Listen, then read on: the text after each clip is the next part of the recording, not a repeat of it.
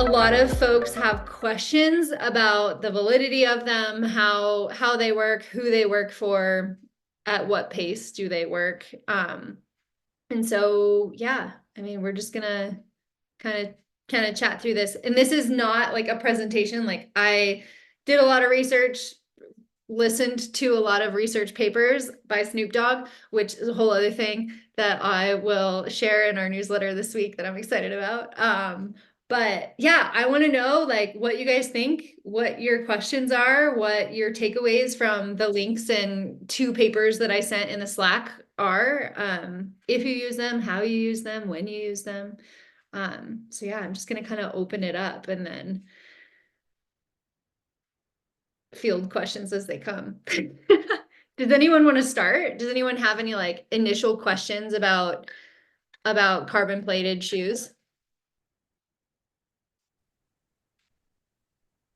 I guess my first one would be I I feel like I've heard on like multiple sides of it of like, oh, you shouldn't always run into it. It can lead to injuries. And then kind of hearing on the like backside of it is like if you're talking about like road super shoes, that being more the case than saying trail super shoes. Just because like maybe the technology isn't fully there on trail shoes versus road shoes.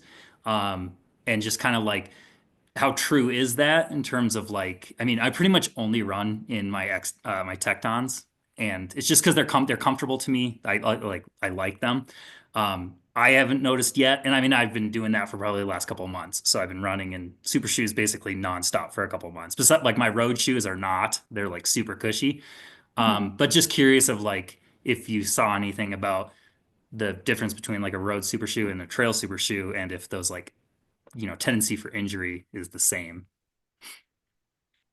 That's such a good question. I think what I have found is that the tendency for road super shoe injuries, particularly around like the midfoot navicular bone, is a lot higher than trail run super shoes, trail super shoes. And the only reason for that is because trails are inherently like more cushioned already. Um, so there's not so much pounding. But also with trail super shoes, I don't think that the technology is quite there yet. I think the Tecton, do you have the X3? Okay, the two. Okay, so the X3 just came out. And Caitlin, feel free to jump in and just yeah, jump in whenever. But I think with the new technology coming out for trail super shoes is getting better. It's just not quite to where the road shoes are at. So in one of the studies about bone stress injuries, I think this is the right study that I'm referencing here. They talk a little bit about how no, it was the other study. It wasn't the bone stress study. They talk about how the effects of carbon shoes talks about how with trail running specifically, the rockers are designed to help on the uphill, but that doesn't include hiking. So if you're wearing a carbon fiber trail shoe and you're hiking a 20-minute mile uphill, you're not actually going to get much benefit from that. Caitlin, what you got? Yeah, no, sorry. I wanted you to finish. I was just raising my hand because it's kind of like another question. So I wanted to make sure you finished like the difference there in regards to the road versus trail. But it's funny that you talked about and like injury. So it's funny that you talked about injury in regards to like the pounding on the road and this the trails are essentially a little bit softer already. But the thing that I found interesting, because I'm trying to think of, I wear the Saucony Endorphin on the road, and I've tried their plated shoe, and I actually really liked it. And I mean, it is a little funny because it's just like feels like it's like totally propelling you forward and stuff like that. But then I tried the Endorphin Edge Speed, I think, on trail. And the thing that I got weird with that was be less so injury. Like again, the pounding isn't so hard, so I'm not as concerned. It was more so the injury of like twisting an ankle and like literally feeling like I was being like launched off rocks and like didn't feel very stable. So I don't know if it's just because of the endorphin edge, your point that you were just making about the what's it called? Rocker. Mhm. I don't know if it's because the trail shoes have that rocker that kind of like makes you feel I feel like I'm on a Bosu ball on like each of my feet. Yep. Like raise of hands, who has used and or is currently using super shoes? Does everybody like kind of have a feel for what or an idea for what that like rocker feels like, where it kind of pulls you forward? Um, I think, yeah, that's super interesting. And I'm so glad that Matt's here because he's like a super shoe guy. Like we talk a lot about shoes. Um, and I actually have 3 pair and so Matt's the reason why I have 2 pair of road carbon shoes. And I have a lot of questions about them because I think with the rocker is really interesting. And I noticed the rocker on my Adidas Terrex Ultra something speed much more than I noticed them in the Alpha Flies. And I'm wondering like Matt, in your experience with super shoes, because you've got the Sauconys, you've done the Alpha Flies, what difference do you notice the most? I've never tried the Alpha Flies. Those are just too expensive for me. I tried the Vapor Flies, so I've used the Vapor Flies in races, and I've used the Saucony Endorphin Elites in races. Um, and yeah, I mean, there's a noticeable difference. It's all it's up to the athlete. It's some of it's personal preference. I feel like the Vapor Flies are very aggressive. Um, and they do propel you forward. They kind of put your foot in a position to go forward. And the endorphin elites are a little bit less of that. They're kind of like, yeah, Saucony has a rocker, so it's more smooth. Um, but I mean, both shoes are very light and they feel good on your foot. Um, and I mean, it's negligible, but I think it does give you a tiny advantage. Um, yeah. Yeah. Ren, what do you think? I I want to chime in, Caitlin, on the endorphin edge because I put a lot of miles in the speed. I've run in the endorphin pro. The I Everything that I own is rockered. That works really well for my mechanics. I thought I would love the endorphin edge, but like you, I found them unstable and mushy. And for me, I think the killer was the amount of stack height that they have and the softness of the foam. First of all, I was running in them in the mud, so there was nothing for the plate to react to. It was just mushy. But the lack of proprioception because of that stack height, I think, really killed me. I got 6 miles in and put them right up for sale. I absolutely hated them. Yeah, and it's funny. So I'm coming from I did like 5 years in a Hoka speed goat, and so the cushion or like the stack height is something I was like used to. But then I transitioned. I'm actually using the Saucony Exodus and Love just that shoe. yeah, and I found so much like you said, just like having a little bit more stiffness. I mean, it's something that I never thought I would want. And I almost felt like the Saucony Edge or whatever is trying to mimic the Hoka, and I feel like Saucony is not meant to do that. Like I don't think the rest of their shoes have a very big stack height. I know again, like the Exodus, my friend turned me on to it about 6 months ago, and it's like a lot stiffer, and I was like, oh, that's actually kind of nice. So it is interesting. Again, I can't say much about Nike or any other kind of super shoe. I'm a Saucony sucker. That's awesome. I've heard a lot of good things about the Saucony from Matt, but I have not tried it yet. I think one interesting thing about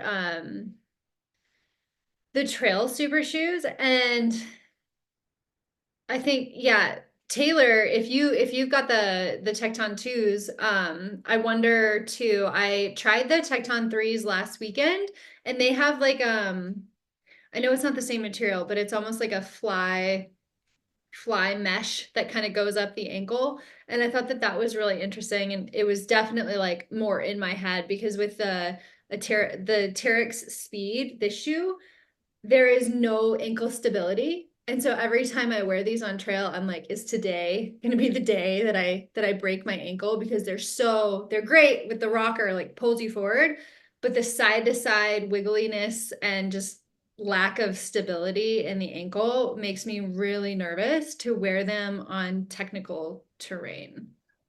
I was actually curious about that because I haven't, hold on, my Tectons are right here. Hold on. I was curious about with the X3s because like the Tectons actually have like a real heel cup, you know? And I felt like I saw on just from like, YouTube videos of the X3s that it's almost like not much and that's what worried me about because I'm a perpetual ankle roller like all the time. So it's just so I'm like always thinking about that when I looked at the X3s, just seeing like online that kind of made me nervous was that it just didn't seem like there was a lot of like support on the backside. But what would you think? Or what did you think? I thought, compared to the Adidas, I liked the X3s because of that extra fabric. And I know that like that doesn't necessarily mean there is more stability, but because I felt it was like a sock-like fit around my ankle, like my brain was like, oh, stability. It kind of felt like I had my ankle taped in a way. Yeah, with the gator. Yeah, Yeah. kept the rocks and the sand out, but also like made me feel safe. I don't know how accurate, like accurately safe it actually was, but like gave me a good confidence boost, I guess. Yeah. Yeah, I'm curious with that.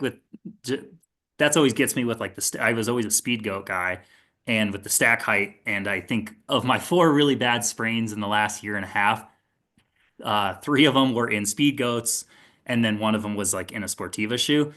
And I was always like, oh, is the stack height, once your knee's going, over it, that's a lot more to like fall onto. And that's why I've been like pretty much solely running in the Tectons because the stack height isn't as high. And I feel a little bit closer to the ground and less like if the ankle's going to roll, it's not as far. So I mean, that's like one of the big things now I'm looking at with shoes is like the ankle stability because I'm just like perpetually rolling it. Yeah, that's fair. I think one interesting thing about the carbon plated shoes too is something that Andrew brought this up on a call last week or a couple weeks ago, where he asked like if I'm going to be running like a 15-minute mile or a 20-minute mile, do I need the $300 trail super shoe? Like, is it worth it, for that? And like in the research that I did, I would say no. Like if they make you feel good and you like the color, you have the resources to, throw down to like get a pair of trail super shoes, awesome. But I feel like for races like Javelina, Black Canyon, like any net downhill, fast, rolly, or flat course, then you'd have more an advantage using them. But if you're gonna do, I mean, I'm sure people at High Lonesome will be wearing them, but there's so much climbing and that you get that like uphill grade and you don't really get the performance benefit from the shoe at that point. So I thought that that was really interesting. That was all like a really good question too, because I was like, do you? Is it worth it? You know? Probably not the shoe for someone that is addicted to vert heavy races like me. Mm-mm. But if you're doing like a backyard ultra, right? Like, and there's not a ton of gain, having that energy return could theoretically, provide a bit of a performance benefit. How much of a shoe of the super shoes is the plate compared to the foam used in the sole? That like I don't really know what supercritical foam is, but that seems to be like the selling point. Is the supercritical more important or is the plate more important for like that energy return? That's a good question. I think the plate does enough, but I think that the foam is really important. It's the type of foam because that's where the energy return comes from, like the spring off in a way. I have been running in the New Balance Rebels, the V4s. I think they're set to Yeah. update. And I think those have, I forget the types of the foams, right? But those have the stringier foam. So mine, because I am sort of bigger, I think I'm going to have to retire here before I even get like 300 miles on them, which sort of sucks. But they feel so good for speed work. And um, they are definitely like way more affordable than anything with the carbon plate. So just based on that, it does feel like a nice compromise for like I can do every speed workout in those and I don't feel like I'm breaking the bank versus I have a pair of the New Balance like actual carbon plated shoes that I've not taken out of the box yet because I'm not sure what workout I want to try them on. That's interesting that Ren just said that. I also have the Rebels, and I think I put like 150 on them, and I can notice they've flattened out very, very quickly. I Yeah. wanna chime in too. So I've had the exact same experience with all of you. I just tried my first pair of the New Balance Rebel and like loved them at first. So good feeling. And then I recently, like, I think I only have like 200 miles on them. And like, I mean, Kristen, I did a hilly run yesterday and I was like, oh, I'm starting to feel it, like the shoe. I think this needs to get replaced and it's a bummer, but I do want to pin too with the fuel cell, there's the fuel cell, but there's also the fresh foam too that New Balance uses. And the fuel cell, I think, so funny because I met with Dr. Sam for like who did like the PT stuff.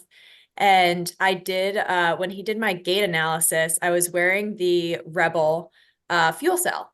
And he was like, you are bouncing. And he was like, and you are just like your gait. And I was like, yeah, that makes sense. Like you're pushing a lot into it to get like a return and stuff. And so again, it's all about personal preference, but he actually, and again, it's everyone to each his own, what you need. Sometimes you need more cushion and stuff like that. But he did say he actually hates New Balance for their cushioning, like their cell type. But that said, he was specifically more talking about the other, what's the other famous New Balance one, the Fresh Foam one or whatever. I think Kristen, you said you've used it. Yeah, The so there's the 1080. 1080s and Yeah, then the 1080s. He was specifically talking about the 1080s and the fresh foam that they use in like every other New Balance shoe. But I did mention, I was like, oh well, I use the Rebels and it's the fuel cell. And he was like, so it might be a little bit different the makeup, but he did say it's the cushion is just like it gives too much and it like compresses a lot. So it's tough because it does feel awesome at first, but one caveat. Just purely as a point of comparison to illustrate how personal this is, I also did a gait analysis with Dr. Sam wearing a pair of Rebels that were new, and he did not have anything to say about my vertical oscillation or whatever his term is for it. So, yeah, I feel like that's maybe just illustrative of how much it comes down to like your stride mechanics. The Rebels, I always felt more wrecked after wearing them, regardless of like the pace or the type of run I was doing. My legs always felt more sore than like wearing the Nova Blast 4s, which I love those ones. I hate the 5s. I don't hate the 5s. I don't like the 5s. Or like even the Saucony Endorphin Pros for like speed work. For some reason, that foam type just, I don't know, it just hurt my legs. I also found, at least for me, I found the Rebel a little unstable in the midfoot. So they were super comfortable to run in on easier days, but I was also doing a little bit more work to stabilize when I was beat up. So I couldn't run in them when I was really tired because I just didn't have the strength to control them. Fun going fast though. It is interesting what you said too, just about like the strength. So I am curious, Andrew, like again, with your gait analysis, I wonder if it's a matter of like different muscles that we like everyone might be more strong in, because with Jacob, with your point of like feeling more beat up, I I noticed like the Rebel, I have notorious IT band issues, and the Rebel's really good for the IT band, um, for like my IT band issues, because it like helps me activate my glute better, but then I'll run in different things. I'm trying to think of what else I've run in before that bothered my IT band, because I feel like I was working harder and it didn't give me like the right angle to activate my glutes. And so my glutes fatigued, then my IT band bothered me. So again, I think it all goes down to figuring out what works for you. For those, the 1080s, Caitlin, because I feel like with those, it's like they're so cushiony, and it maybe you've had this experience with Hokas too, but there's so much cushion that you actually feel like you're working harder to get that push off. That's what it was. You reminded me when I tried the 1080s. Yeah, it felt nice, but I was also like, my legs feel like just fatigued by the end. That's how I feel with all of those max cushiony ones. Like, I just don't like them anymore. I think that's fair. I feel like there's not as much return. There's just like it, I almost think of them as like when I lived in Colorado, I would trail run all spring, summer, fall, but in winter I would only road run, and is almost like an insurance policy. I would just get like the thickest, fattest Hokas to give me as much cushion as possible. But you know, I still got injured. So it wasn't as like as great of an insurance policy as I thought it would. I do wonder though, to that point, how much I mean, are these kind of high cushion shoes good for either when we do like hill reps or a lot of steeper descending? Because that's where, like you said, with the insurance policies, like I love my endorphins, but I usually don't use them when I'm doing like a lot of climbing and like steep stuff, just because I don't know. I feel like I'm worried on the downhills that I need a more cushioned shoe for roads. I mean, downhills on trails are different because you got the ground cushion, but Mhm. Yeah, I lean that way too. Where like if I'm doing a downhill specific workout or like uphill with easy downhill, I like having more cushion just because it feels like it braces the impact a little better.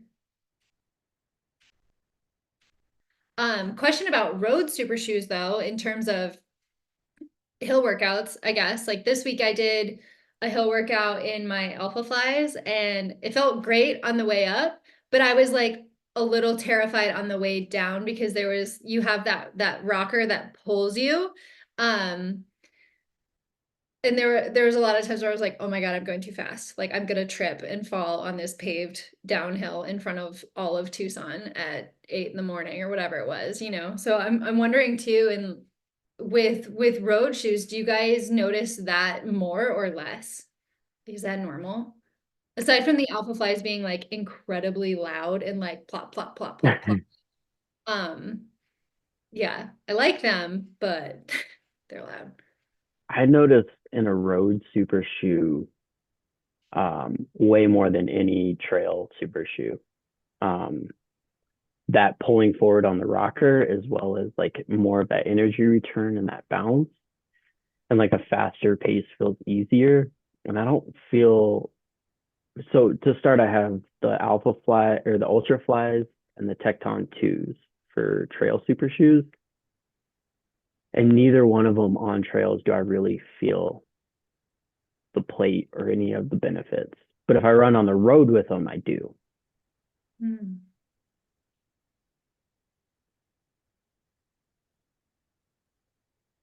I wonder if just the difference in terrain affects that, you know, because I think too, there are there have been studies reported where people don't actually respond to super shoes at all. So it's like some people just like they work for some people and then they just don't for others. And it's hard to tell or hard to know, I guess, if you're going to be one of those others that's going to spend $300 on a shoe that's not going to work, you know? Yeah.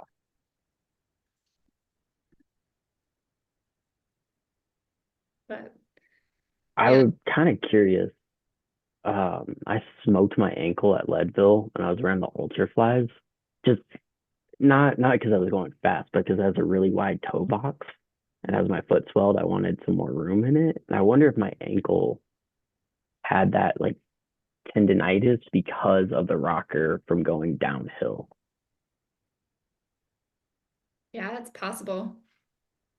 It's definitely possible. That's the one thing about super shoes is that like the great thing about the Alpha Fly is that the toe box is bigger than normal Nike shoes. Like a lot of times that toe box is really narrow, but that ankle instability, I feel like is like the one thing they really need to work on. Yeah, so for Vaporflies and Alpha Flies with Nike specifically, and probably most super shoes for road racing, I would only use them if I'm going forward. I wouldn't use them if the course is like has any sharp turns or hills, like you're saying. Especially downhills, I would be concerned about my ankle stability for sure. Because they have zero support. It's basically just a max cushion shoe with a plate in it. Has zero ankle or foot support whatsoever because they're designing it to make it super light.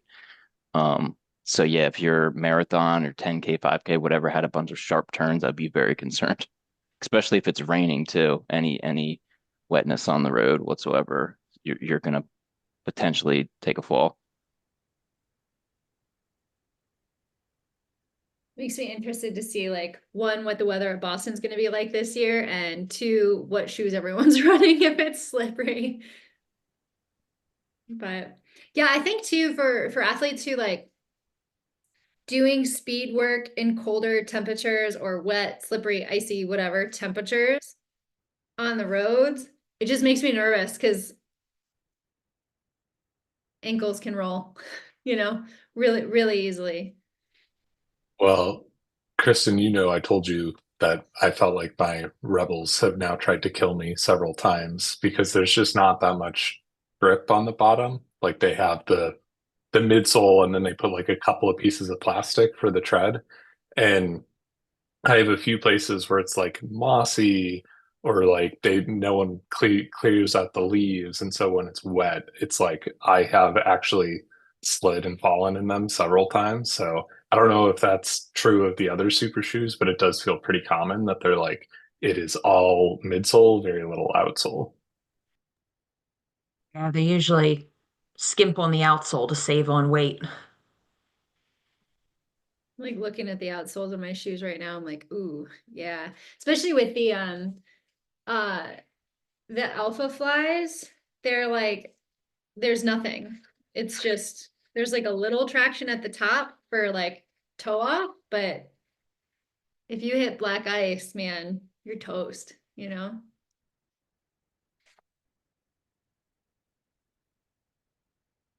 But what did you guys think about? Did anybody read the research studies that I dropped in about like the injury rates or like the bone stress rates or anything like that? What were your thoughts? I'm going to be honest, I was really, really skeptical that any conclusion could be drawn from the one that was a review of those 7 case studies. Um, you've we had what, 7 people. 2 of them were steeplechasers, so the nature of the sport is predisposing them to a navicular injury specifically because of the way that the foot lands when you hurdle. 1 or 2 of them weren't acclimated to the shoe and were trying them for the first time under intense conditions, whether that was a workout or a race. So, do you know it was the shoe or was it the intensity? And bone stress injuries are cumulative, so I don't think you can attribute it to the shoe. And then the other person was running in them for the first time and he didn't put his orthotic in the shoe. So your foot is being subjected to intensity and a novel stimulus at the same time.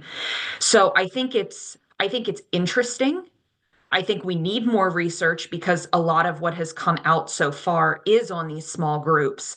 But I had a really hard time considering that there was a compelling conclusion to be drawn from that one.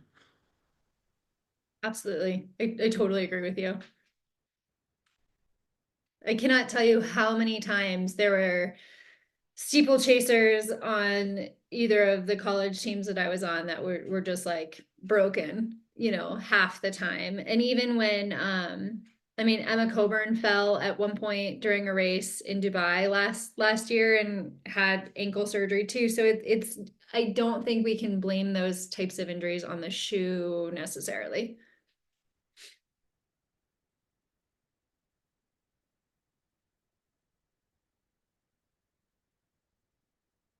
Oh yeah, Beckett, let's talk about it. All right, I'm going off on a tangent. No, I love this. This is great. I am so fascinated by super shoes. So like any topics about them that you guys want to bring up, like let's dive all the way in. Yeah, so I switched over to the Adidas line for racing just about a year ago. Kind of gave up on Nike, and so I switched to Adidas, and I love the Pro 3s. The grip is great, they're really light, and they save my legs. And so if I race in them or do a hard workout, like I can do something the next day and feel fine. And there's no, like my quads aren't beat up, my calves aren't beat up, and I feel good. And that's like the biggest thing for me. I think I would rather sacrifice 30 seconds in a race and feel great the next day than save the time, but then not be able to do anything the next day. So yeah, I have, I think, two pairs of the AP3s and they're good. And yeah, it's probably what I'll be racing in this year, but who knows? We'll see. So. What are your thoughts on the one and done marathon shoe from Adidas for 500? Yeah, it is Adidas. If I were given that shoe to race in, I would certainly take it and race in it and see what I could do. I'm not going to spend $500 on a shoe that I can run 25 miles in. That's not my lifestyle. I can't afford that. Can't Well, do you that. need two pairs because you got to test them first. Yeah, and that's the thing too. And like if you lace them up for race day and that's your first time running in the shoes, oh my gosh, that makes me nervous. Like, how do you know what's going Exactly. to happen? And what if you don't like them 4 miles in? You're sunk. Exactly. So, So like that's one of the reasons I've accumulated so many pairs of Vaporflies, not Vaporflies, but mhm, like carbon fiber shoes in general, is because I mean most shoe places will let you return them, but I mean you can't return them like basically used or worn, and you're really not going to know if you love the shoe until you do like a decent sized workout. So if I go and do like a 20-mile workout, I mean I can't return the shoe anymore, but I've learned that I hate it at that point. So your best bet is like to try to sell it, but people don't want to pay, what you paid for it. So you're going to have to sell them at an extreme discount. At that point, you might as well just keep the shoe. So then it just becomes like a workout shoe if you can tolerate it. So that's kind of where I'm at. I have a couple pairs of like race shoes that I shelf for just race day, and then shoes that I do hard workouts in. That's why you got to buy the ones off of eBay that somebody put 5 miles in and decided that they hated them. Yeah, like I was really disappointed with the Endorphin Pro 4s. They look amazing, and I was super happy about the colorways and whatnot. And then I used them for workout and was just unimpressed. But I had already invested $225. And it took me a couple workouts to decide I wasn't going to use them for race day. And at that point, they're kind of shot because they don't have like a 300 to 400 mile shelf life. I mean, it's pretty much like 100 to 150 miles and they're done. So that's the tricky part. They're very expensive, and they don't last very long. So you have to kind of be sure about what you want when you purchase it. I've spent so many hours just looking online and like having things in the cart and being like, should I buy this or not? Or should I wait? Is there going to be a deal later? Because am I going to hate the shoe? Like, it's such a big investment for who knows what's going to happen. Like, are you going to love it? Are you going to hate it? you just waste your money. Yeah. Yeah. What sites do you guys look on, or like how do you go to eBay? Do you go to Run Repeat? Like what do you have like notifications? Like where do you find the best deals for the shoes that you decide to ultimately purchase? I mean, for me, I always wait to see when the next version's coming out. So like, I don't know if Nike's going to do a Vaporfly 4, but if they were, that's normally when I would try to look for the threes, because that means they would normally drop like significantly. And then if you can tolerate like different colorways, you can get deals sometimes. Um, yeah, they'll try to like the brighter the colorways, normally the more expensive they are. So if you can tolerate like the bland colors and whatnot, that's normally when you can get deals, but it just depends. I'm all about the bland colors. Those bright ones, I'm like, ah, I I don't found know. you for your race. I had like a pair of Vaporflies in black, or Yes. gold or something like that, Yeah. and they were like $100 cheaper than the ones you got. Those ones were awesome. I should have bought those. Yeah. But there's just outside of Tucson, there's like a big outlet mall, and every time I'm like driving to Phoenix or something, I'm like, I'm stopping in the Nike store. Oh, I just want to see, like maybe they'll have them in my size, maybe they won't. And one of the questions that we asked Jeremy too when he was on was kind of like, how do you test these shoes to know that they're worth buying ahead of time? And he didn't really have an answer aside from just like putting them on in the store, running around the block if they let you type of thing. But then there's also different ways to sign up for like being a gear reviewer or a shoe reviewer, Mm, trail runner for Outside Run, for a lot of those types of companies, which I found a pretty cool link for like how to apply for those that I put in the newsletter this week. So y'all should apply. If you like, if you hate them, just send them back. that would be ideal if I could become a shoe influencer. Yeah. They'll send me some free shoes. Yeah. I remember being given my first pair of Dynafit trail shoes and being like, it was before Dynafit really invested in trail. They were just like a ski mountaineer brand, right? And I was like, what is this? What are they doing? And I hated the shoe. They were so stiff, they were so clunky. And um, now I think they're a lot better because of a lot of the reviews and like try-ons that people have done over the years. But yeah, I'm interested too with especially with the Hokas. Um, the difference between the Tecton 2s and the Tecton 3s, I thought was pretty significant.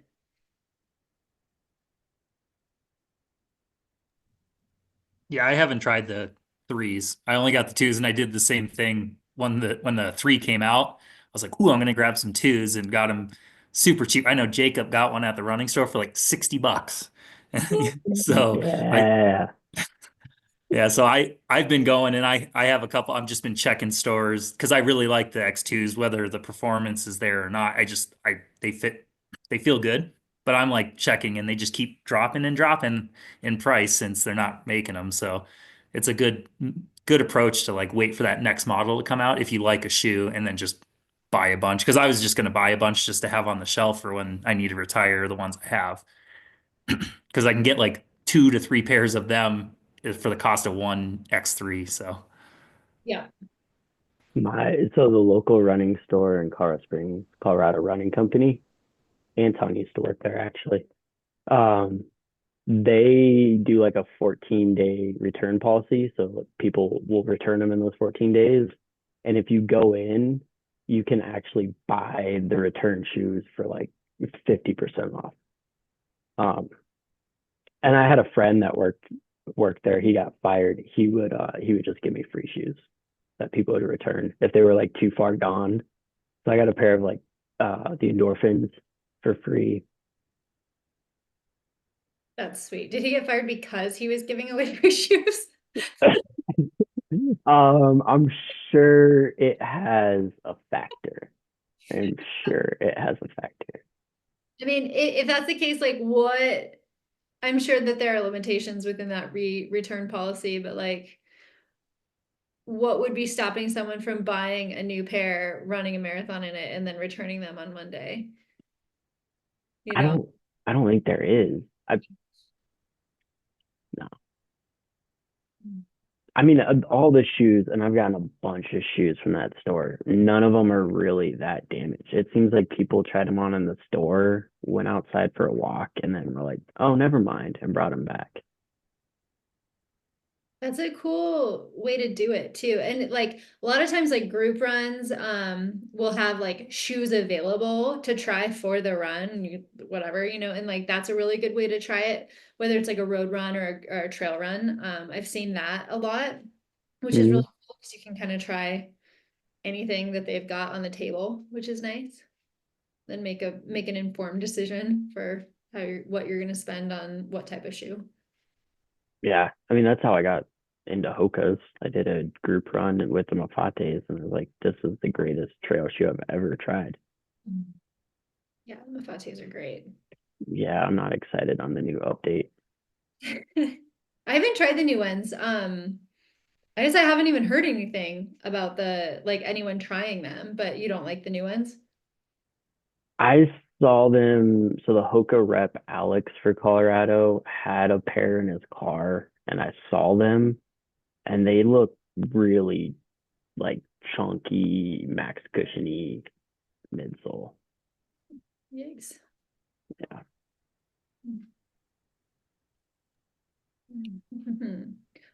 So I'm thinking about how like Saucony has kind of an intermediary before the pro, and so they have the speed in the pro, and how Adidas has the Boston and then the pro.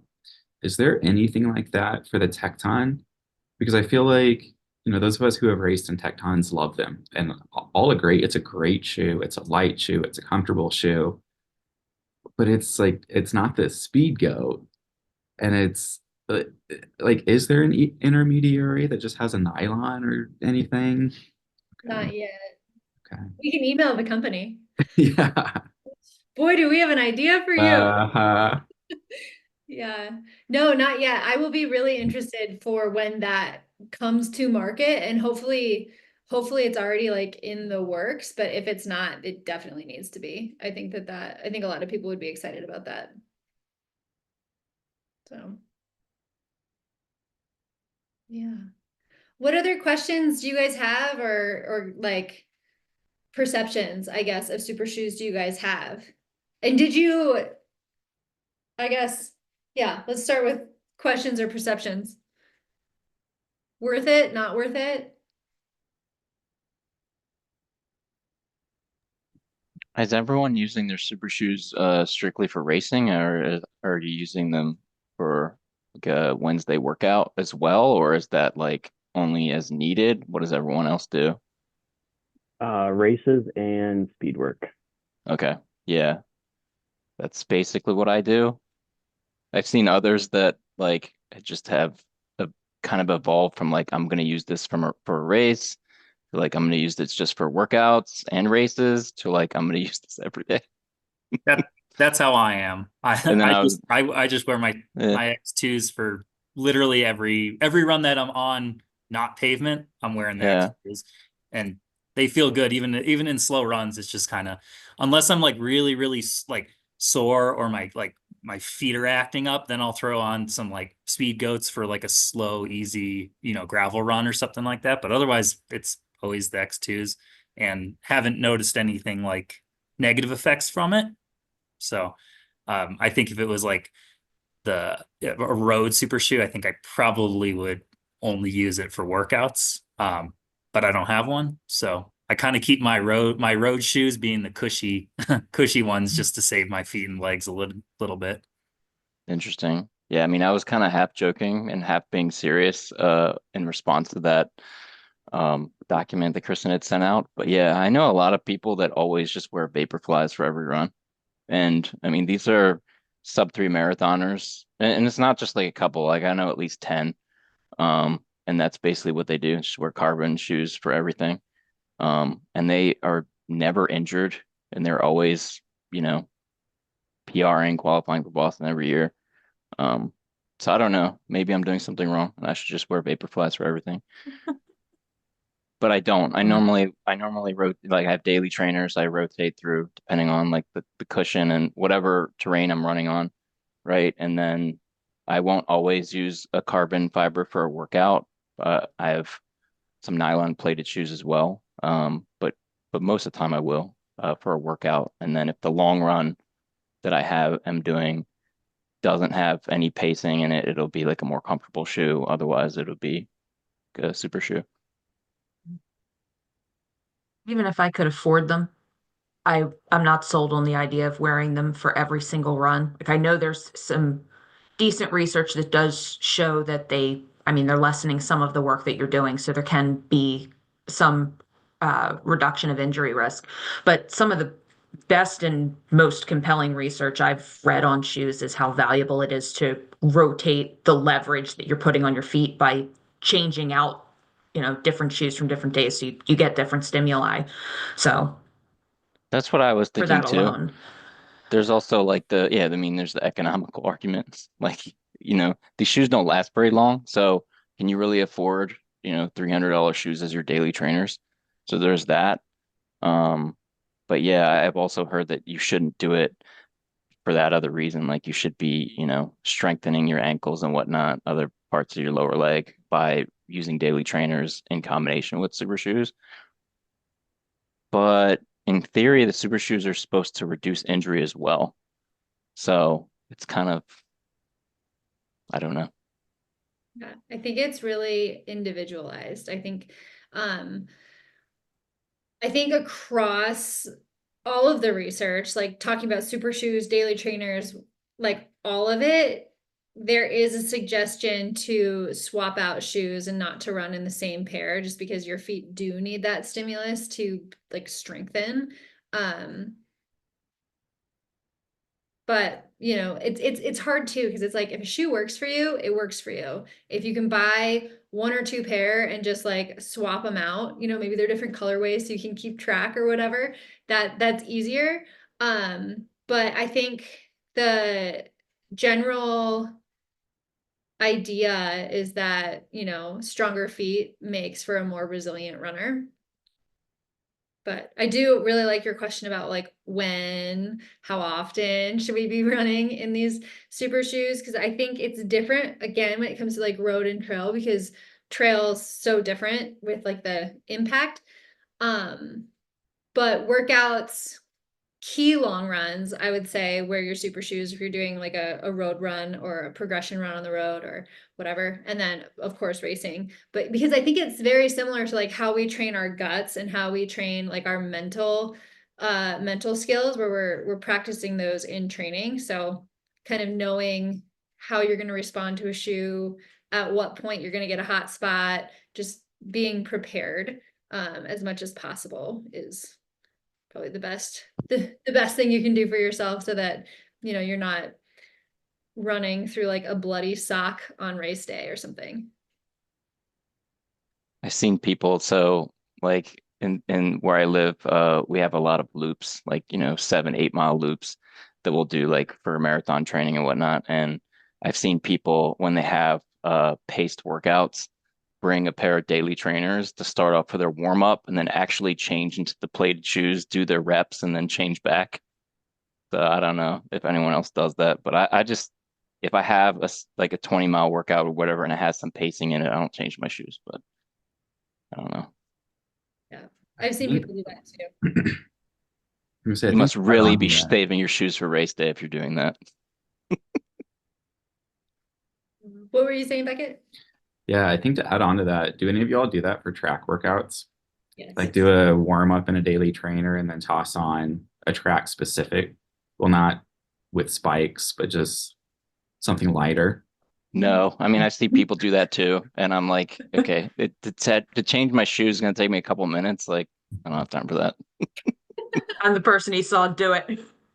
Yeah, if I'm driving to the track and I've got a longer warm up as opposed to if I'm running to the track, then yeah, sometimes it's worth it to swap the shoe, especially if I've got something that's acting up a little bit and the shoe that I'm planning on wearing for the workout that I know is going to feel good for the workout is not good for me if I'm going a little slower.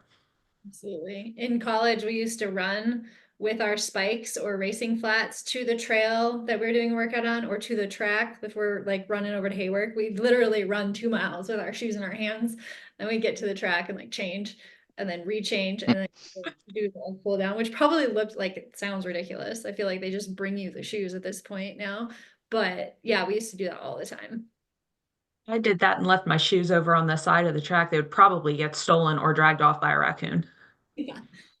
Especially now that like every pair of shoes is like $300. Like someone would see, Yeah. like, I can sell those on eBay. It's Uh, probably It's what all it's all personal preference, but I feel like the Saucony Endorphin Speed 3 is like the best all-around shoe. It has a nylon plate and it's got a rocker. So it's, I mean, it's very similar to the Pro 4, but I mean, you could use it as a daily trainer, or you could use it at the track or on the road or whatever. It's like an all-around great shoe. Um, I don't know what the 4 is like, but I'm assuming it's terrible. Because they always change things every year. But I feel like, yeah, I feel like if shoe companies could do more of that, where it's like you can make a hybrid where you could wear it every day if you want, or just wear it for speed and tempo days, or even race day if you don't want to spend too much money. Because I think those shoes run like in the 150s, 160s. That would be great moving forward. Yeah, I agree. That would be excellent. I think I that would don't know what the effects of nylon plated shoes versus carbon plated shoes are on your feet, assuming it's not as aggressive, because there's more foam in those shoes too and protection for your feet.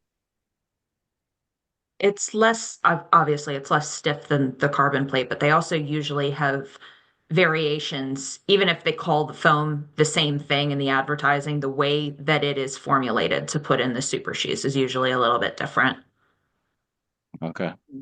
Yeah, Yeah. Beckett, I ran my first one in the Speed 3s because I love them so much. The Speed 2s, I just can't, I hate them after 15 miles, but I love them up until that point. Yeah, if I could get more Speed 3s, I would. I really think they're like the greatest shoe of all time. And the Speed 2s are awesome, but yeah, they weren't as good as the 3s. yeah, that's awesome. I've been trying to get do y'all know who Brian Metzler is? He's like the senior editor at Outside Run. He's a friend of mine, and he was supposed to join our call today, but he got busy.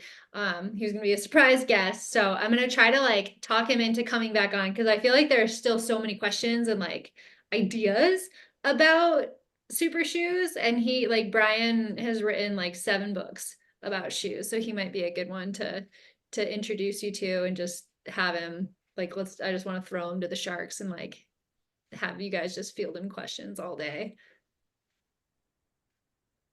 I mean, yeah, if we could bring somebody on who can tell me how to get like extreme discounts on shoes, that would be amazing. Yeah, he might be your guy too. He can set you up with the gear review. One thing I do, I don't know if you all have this too, but I use like Google Chrome and then I add plugins for like coupons and whatnot. So when you go to checkout, it'll just apply like 25 coupons and sometimes they stick and sometimes they don't. But that's normally like if I go to Nike, yeah, you can use that plugin and try to enter coupon codes basically and see what discounts you can get. That is brilliant. I didn't even think about doing that. I've never thought about doing that. I didn't know that was possible. Yeah, I mean, so that's how I got some Sauconys too, because they always run discounts. But you know, you have to know what the coupon code is. But if you use one of these little Chrome extensions, it'll just do it for you. And sometimes there's like deals for 25% off or whatever it is. But it's random. Like you have to just kind of be looking for them, and then it's hit or miss. That's cool. I'm gonna check that out. Sweet. Any final thoughts, questions, interesting facts? Okay. Go ahead. Awesome. Two random fun announcements. Number one, we were talking about track earlier. There's a race going on this weekend here at CU, a track race where they're aiming for the first sub 4-minute mile in Colorado history. Wow. So we'll see if they get there. We'll see if they do it. The current record is like 4 minutes and like 20 milliseconds or something like that. So it'll be a Colorado record if they get it. And then the Houston races are this weekend, where who is it? Connor and Joe Klecker are aiming to hit the American record. So big road races, big track races coming up this weekend. Yeah, Houston's gonna be fast. I'm so excited to Mhm. follow that one. Funny story, Beckett is the last time that they went for the sub 4 minute at altitude in Colorado. I was at that track meet because a friend of mine was pacing and he got dropped by the athletes, and he's like the fastest human I've ever met. And watching him get dropped was like the most like soul shocking experience of my life. And I don't think that they were like 4:04 maybe, but you should definitely go to that. There's like something so magical about watching people run 4-minute miles and sub 4-minute miles. Like you get like head to toe, like goosebumps. It is such a cool experience. I can do that for a half a mile. Does that help? It counts. Okay. All I right. don't know that I can hit that in my strides. Insane.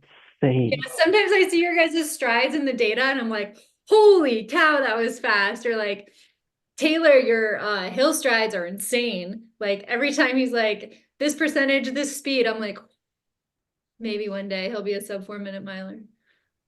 He's Yeah. an uphill boy. That's all his jam. It's funny, I actually think that I run better uphill than on flats.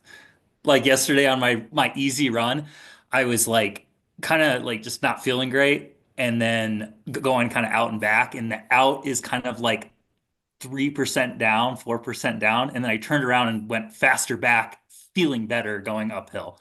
So I don't know. Crazy. Yeah, I need to start drinking the same water you're drinking because that sounds awesome. Colorado well water, baby. Oh, funny.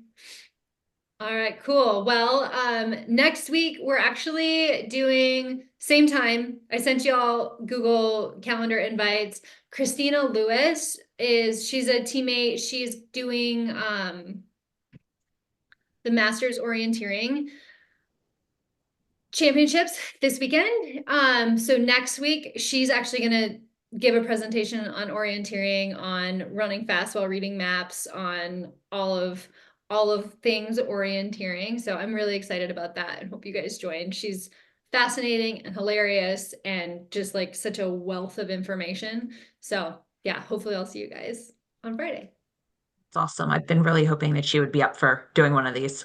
Yeah, she's like, you have to tell everyone that I can talk about orienteering all day, so it might go long. We'll try to cap it, but it's gonna be great. I'm so excited. Cool. All right. Well, thank you guys for joining. Have a good weekend. Have a good weekend.